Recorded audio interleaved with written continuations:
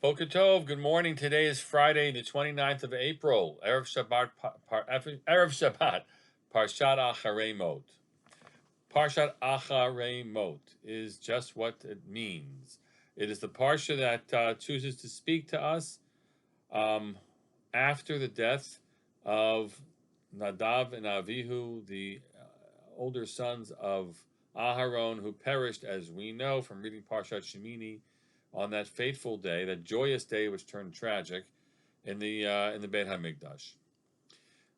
We the Torah will spend some time about how you enter the holy places. That's the opening discussion of Acharemot, and then shift to other things. But somehow we allow Acharemot as a name to stay with us. As a name to stay with us.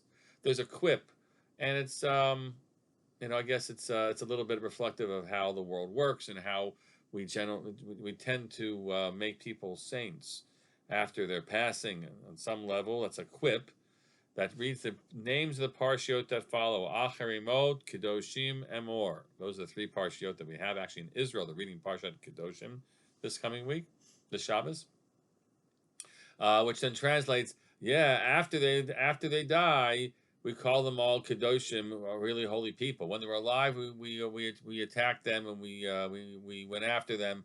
After they were dead, we make them saints. That's the quip.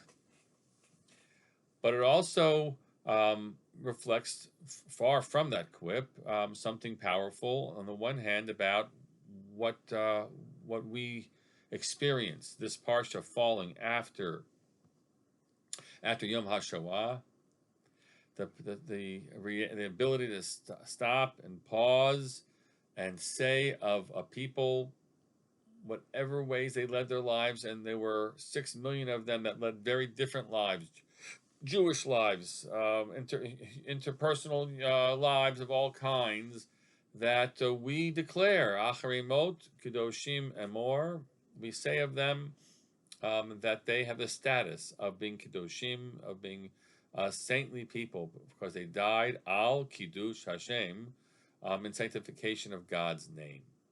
So that's one reflection I put out to you as we think about just having the placement of Parshat Acharemot as it falls this year following Yom HaShoah. It also, though, places us in a different reflection, and that is it has us stop and think and ponder, what does it mean to continue on Acharemot? After there is death, what does life look like? How do you still enter the holy places? How do you have the things that matter to you, that value, move forward with you, and you move forward with them? And to a certain degree, just the placement of the Jewish calendar, the modern Jewish calendar, has us kind of pushing through a lot.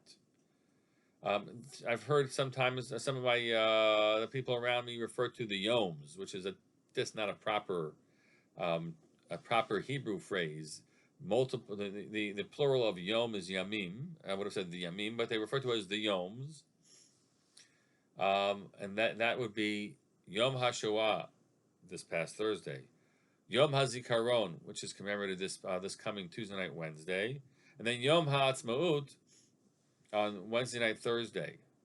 So we live in a space which thinks about the loss, the Shoah losses in Yom HaShoah, the people that gave their lives for the state of Israel, whether they were fought in the war or they are victims of terror or in any other way, people that died also al Kiddush Hashem.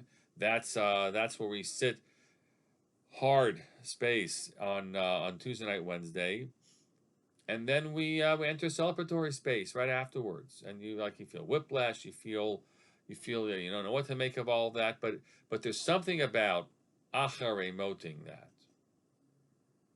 that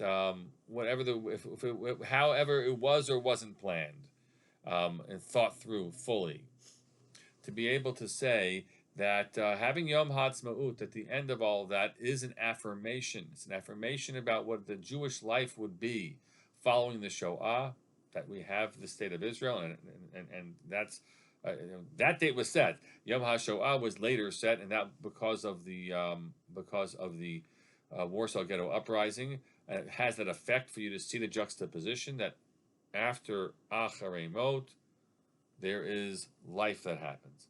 And Acharei Mot, of those who have died, Al Kiddush Hashem, for the state of Israel, for the sake of God and the state of it, to this very year, with those who were killed in the past month plus in terror attacks in Israel, there is a state of Israel, and there is life, and there is meaning, and there is purpose, nonetheless.